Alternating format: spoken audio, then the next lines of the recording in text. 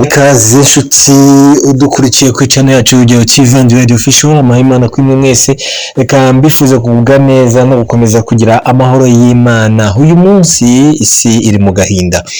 Isi iri mu gahinda bitewe n'umwe mu bantu bakomeye bitabye Imana ku munsi w'ejo. Reka ari nk'utu tubwibandeho uyu munsi tugiye kugarukaho ni mu kiganiro The Gospel Hub kuri Urugero TV and Radio Official. Ngaho reka mwikaze winjire mu nkuru tujye kukugezaho uyu munsi isi iri mu gahinda. Umwe mu bantu bakomeye wamenyekanye ku isi yose abamwita Chuck Norris cyangwa se Chuck Norris ntakiri kumwe natwe. Iyi ni itangazo ryatambukijwe n'umuryango wabo bakoresheje Instagram y'uyu mukinyi wa film akaba n'umukristo ukomeye cyane uheruka no guhamya Kristo mu buryo bwimbitse, navuga n'imbaraga zakoreshejwe kugira ngo asubire mu murongo ukwiriye wo gukorera Imana. Iri tangazo ry'umuryango we ryagiraga riti tubabajwe cyane no kubamenyesha ko umuryango wacu wabuze uwacu dukunda cyane Chuck Norris witabye Imana mu buryo butunguranye ejo mu gitondo. Nubwo twifuzaga kugumana nawe ibijyanye nuko byagenze mu ibanga, turabamenyesha ko yari kumwe n'umuryango we kandi yari afite amahoro. Ku isi yari umunyabugeni mu mikino njyarugamba, umukinnyi wa filime n'ikimenyetso cy'imbaraga, ariko kuri twe yari umugabo witanze ku muryango we, umubyeyi wuje urukundo, sekuru ukundwa, umuvandimwe mwiza n'umutima w'umuryango wacu. Yabayeho ubuzima bufite ukwizera, intego n'ubwitange budacogora ku bantu yakundaga. Binyuze mu kazi ke, imyitwarire ye n'ubugwaneza bwe, yagize uruhare mu guhindura ubuzima bw'abantu benshi ku isi kandi asiga umurage utazibagirana. Nubwo imitima yacu imenetse, turashimira cyane ubuzima yabayeho n'ibihe by'agaciro twasangiye nawe. Urukundo n'inkunga yahawe n'abamukundaga ku isi yose byari bifite agaciro gakomeye kuri we kandi umuryango wacu urabishima cyane. Kuri we ntimwari abafana gusa ahubwo mwari inshuti ze. Tuzi ko benshi muri mwe mwari mwumvise ibijyanye n'uburwayi bwe bwa vuba kandi turabashimira cyane ku masengesho n'inkunga mwamuhaye. Mu gihe tugifite agahinda turabasaba kutwubaha mu kubahiriza gahunda yacu mukaduha umwanya nk'umuryango muri ibi bihe bikomeye. Murakoze kuba mwaramukunze, murakoze kumukunda hamwe natwe mu rukundo w'umuryango wa Norris. Uyu mugabo Chuck Norris reka mbabwiye ko yitabye Imana afite imyaka 86.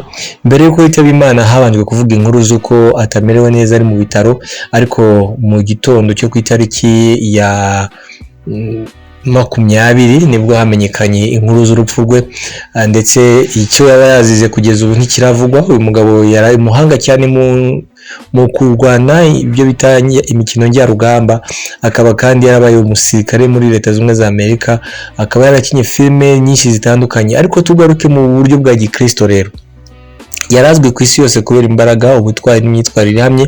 Ariko ku bijyanye no kuba ari umugabo, Chuck Norris yabivugaga mu magambo make ati umugabo nyakuri akunda Yesu.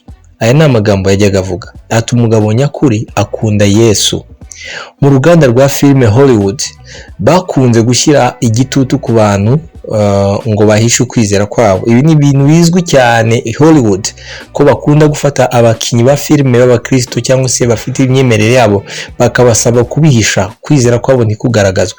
Ariko uyu mugabo yakomeje gukoresha izina rye n'urubuga rwe yerekana abantu ko bakwiye kugana Yesu bakizera Yesu Kristo. Yavugaga kenshi ku mpinduka zituruka ku mubano nyakuri umuntu agirana na Yesu. Rimwe yigeze kugira ati Yesu Kristo niwe nzira yonyine igana mu ijuru, kandi yigeze gushimangira ko ukwizera atari idini gusa. Ibi yarabyivugira avuga ati kwizera si idini gusa, ngo ahubwo ni umubano nyakuri kandi wihariye hagati y'umuntu n'Imana. Chuck Norris kandi yigeze kuvuga ati Yesu Kristo niwe nzira yonyine ijya mu ijuru.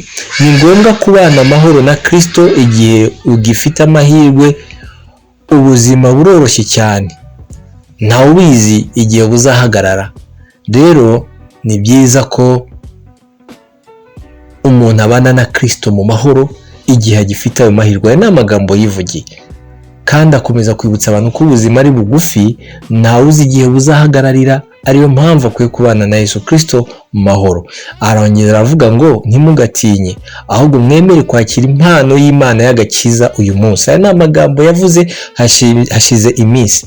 Aya magambo rero arakora ku mutima cyane cyane ku munsi nk'uyu uyu mugabo yamaze kwitaba Imana cyangwa se yamaze gutabaruka, kuko arongera kutwibutsa ko uyu mugabo nawe yiteguye kandi yarazi ukuri ko kubana na Kristo mahoro ari kimwe mu bintu bikwiye gukoreshwa hakiri kare ku muntu ufite amahirwe akwiye gushakisha uburyo abana na Kristo mahoro, kandi akibutsa abantu ko ubuzima ngo ari buroroshye cyane, mbese ubuzima nta kintu kirimo, ahubwo ngo ubizi wese yarakwiye gushaka uburyo agafata ya mahirwe ahabwa akemera kwakira impano y'Imana y'agakiza, kuko ni ubuntu rwose. Aya magambo rero yavuze uyu munsi aribukwa. Uyu mugabo kandi kugeza ubu turemeza ko ari mu maboko y'umwami n'umukiza we ari we Yesu Kristo. Turabyizera dushingiye ku buhamya bwe asize. Yaherukaga we n'umugore we bamaranye imyaka 28 bashakanye, ariko asize abana 5 n'abuzukuru 13. Nubwo yari icyamamare muri Hollywood, yakomeje gushyira umuryango w'imbere cyane agahora yigushimira. Icyatumye ubuhamya bwe bwa gikristo bugira imbaraga cyane nuko bwageze ku bantu benshi batari bake badakunda kujya mu nsengero. Bagiye bamukurikira ku mbuga nkoranyambaga ze. Yakundaga kuvuga Imana cyane, agakundisha abantu Imana, akababwira nuko bagifite amahirwe yo kwihana. Binyuze mu biganiro yarabivuze, inyandiko n'ibikorwa bye, kandi yakomeje gufasha abantu kugaruka kuri Yesu Kristo. Yimwe yigeze kuvuga ngo twese turi abantu kandi twese tugira intege nke, ariko binyuze muri Kristo tubona imbabazi n'itangiriro rishya. Aya magambo yatumye benshi bagarukira Imana, bemera kugaruka kuri Kristo bakamwizera. Ubuzima bwe bwagaragaje ko gukurikira Kristo atari intege nke, ahubwo ari igikorwa gikomeye cy'ubugabo n'ubutwari umuntu ashobora kugira. Umukinnyi wa filime w'icyamamare mu mukino w'imirwano ari we Chuck Norris, kandi yigeze kugaruka mbere y'uko apfa. Mu kiganiro aheruka yagarutse ku rugendo rwe rwo kwizera, agaragaza ko nyina ari we wamufashije cyane kuguma hafi y'Imana, nubwo yemera ko hari igihe nawe yagiye ayivaho akajya kure yayo. Yagize ati, ariko umwami wanjye we ntiyigeze andeka, yagumye hafi yanjye igihe cyose. Arongera ati amen. Chuck Norris yavuze ko kubona umugore we asoma Bibiliya buri munsi ngo byamuteye kongera kwegera Imana no gusubira mu gusoma ijambo ry'Imana buri munsi. Uyu mugabo yakunze kugaruka ku Mana, avuga ko mama we yamufashije kugaruka hafi y'Imana, ariko kandi avuga n'uburyo umugore we kubera ko yakundaga gusoma Bibiliya buri munsi ngo nawe byamuteye kongera kwegera Imana no gusubira mu gusoma ijambo ry'Imana buri munsi. Uyu mugabo yarateguwe, uyu mugabo Imana yaramuteguye. Uyu munsi ni umwe mu bagabo basize amateka akomeye ku isi, cyane yuko yakinye filime zitandukanye, akinana nabo tuza bitwa ba Sylvester Stallone bazi mu filime za Rambo, Arnold Schwarzenegger wagiye umenyekana nka Komando, harimo n'abandi barimo Adolf n'abantu benshi baramuzi.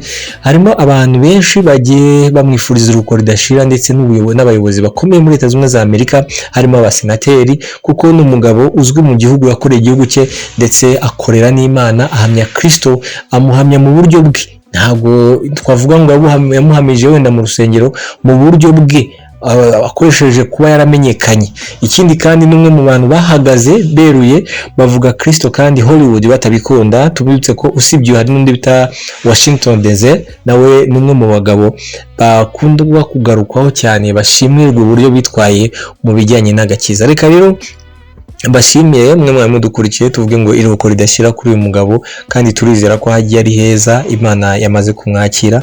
N'umugabo tuzahora twibukiraho byinshi, ariko by'umwihariko aya magambo nagiye ngarukaho azahora yibukirwa, kuko n'amagambo akomeza abandi, kandi n'amagambo ahamya ko kuba ari umusitari we ntago yabifataga nk'ikintu cy'agaciro cyane. Icyo yafataga nk'agaciro ni ukuba umuntu yaramaze kwemera kwakira impano y'agakiza iva kuri Kristo Yesu. Rero reka tubabwire ko kugeza ubu ntago umuryango we urashyira hanze igihe cyo kumushyingura, gusa yavuze ko yasabye abantu kuba babahaye umwanya bakunamira uwabo, ndetse bemeza iyo nkuru nyuma yuko byagiye bivuga ko arembye, atameze neza. Kuri ubu rero Chuck Norris ntakiri mu mubare w'abantu bagihumeka umwuka bazima, yamaze gutabaruka, yamaze kwitahira, ubu arageze ahacecekerwa. Ariko Imana yo mu ijuru yo izi imirimo yacu hari byinshi tugomba gusiga twimwigiraho bizadufasha gukomeza kubaho ubuzima bwiza, kuko nawe hari ubutumwa yasize kandi buzagira abo bufasha. Reka rero mbashimire mwe mwese mwari mudukurikiye kuri channel yacu Urugero TV and Radio Official, mukomeze kugubwa neza kandi mukomeze mukurikira ibiganiro byacu bitambuka ku Urugero TV and Radio Official, maze iyi The Gospel Hub nimugacikwe n'amakuru atandukanye tugenda tubagezaho. Ahasigaye twese hamwe dukomeze dusubire mu magambo uyu mugabo yasize avuze, adufashe gukomeza gutera intambwe ijya imbere. Nakagaruka.